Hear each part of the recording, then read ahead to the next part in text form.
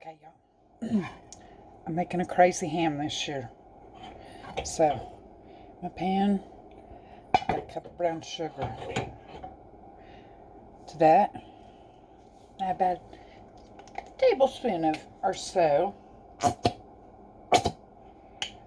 of Dijon mustard. I'm going to show you a brand, but get the good stuff. Okay, guys? Okay.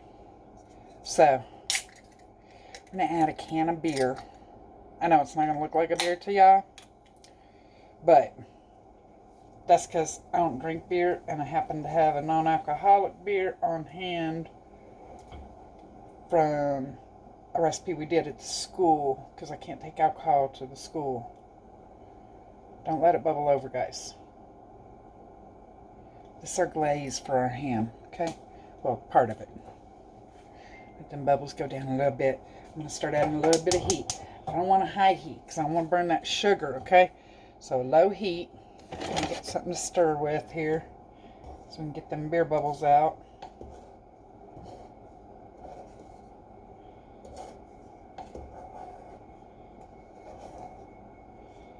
Now, y'all worry about alcohol with cooking, not with this recipe for my ham, because it's going to cook overnight. We're going to use half of our glaze now, and then the other half about an hour before time to eat tomorrow.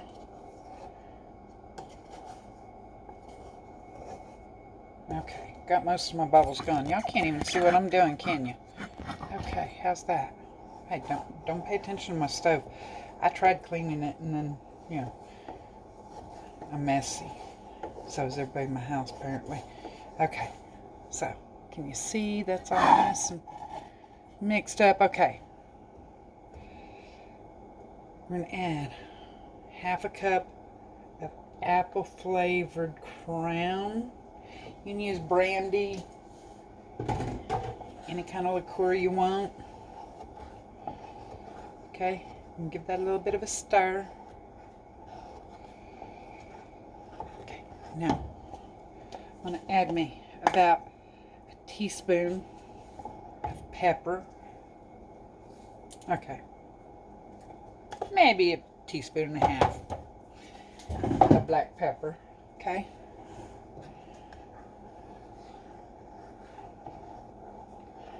Y'all think that's weird, but apples and pepper go together. Try some pepper on apples one of these days, okay? Okay. So now we're just going to let this kind of reduce a little bit. Be careful not to let it overcook, though, okay? Okay, so let's see.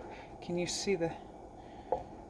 Let me see if I can get y'all a better view of what it looks like. This is... See, all watery. Y'all can see that, right? Okay, yeah. Okay, so I'm going to pause y'all, and I'm going to let this come up a little bit in temp and reduce a little bit. Okay? So, let me pause y'all while it reduces. All right. So we have reduced this about a third. Let me get a spoon in my face, and there we go.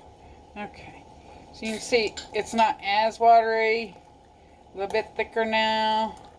You gotta be careful with this, guys, when you're reducing it, because it will overcook your pan real quick, fast, and in a hurry. And I was on the floor and almost didn't make it in time to rescue it.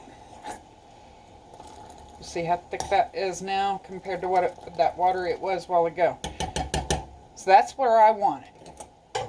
So I'm going to pause y'all and move you over to the other side. Whoops, wrong burner. Get that turned back on my stock that I got going back there. Okay. So let me pause you while I move over to the ham. Okay. My record button did not want to push. I had to try about 4 or 5 times. Okay. So as you can see, I did not get a spiral cut ham. If you want a spiral cut ham, you get you a spiral cut ham. Okay? I don't even remember how much this thing weighed, guys. But really, on the glaze, you just need enough to cover the top of it. So, I have a soup spoon. If you don't know what a soup spoon is, it's got more of a deep bowl than a regular spoon. And I got a pastry brush. So I'm going to spoon some of this over my ham. And I'm going to use the pastry brush to make sure that it gets completely covered, okay? I'm going to put this on low. So for my crock pot, that's a keep warm because it's going to cook overnight. I'm going to use about half of this now. And then the other half will go on it about an hour before I serve tomorrow. Now, you'll put this in the refrigerator for tonight. But then warm it back up before you glaze it on tomorrow. It'll be too thick to really glaze very well, okay? But when you warm it back up, you don't want to warm it up so much that it's thin like this. Just enough that will brush on or pour onto your ham without going all drippy down the sides like it is right now. Now, the stuff that has dripped down, I just kind of use my pastry brush. Y'all can't even see in there to see what I'm doing. So, I just dip it down in what's on the bottom. And bring it up onto the ham itself. Now, for y'all worried about the alcohol, we just reduced this by 1/3, which cooked off a lot of the alcohol. So you ain't got to worry about that for the kiddos. I did start with an alcohol-free beer. You can start with a regular beer. Just make sure it's a hoppy beer, because that bitter kind of counteracts the sweet of everything else, okay? Now, my nose itched. So, we've already reduced that. That cooked off a lot of the alcohol, and now this is going to cook overnight. I'm going to reduce the rest of this liquid a little bit more so that it'll be thicker when I put it on tomorrow, and it'll stay on there better. I might, if I get kind of flea at my butt or whatever, I might brush a little more glaze on later tonight or first thing in the morning, and then put the last of it on an hour before service. Probably not, because I'm doing too much other baking.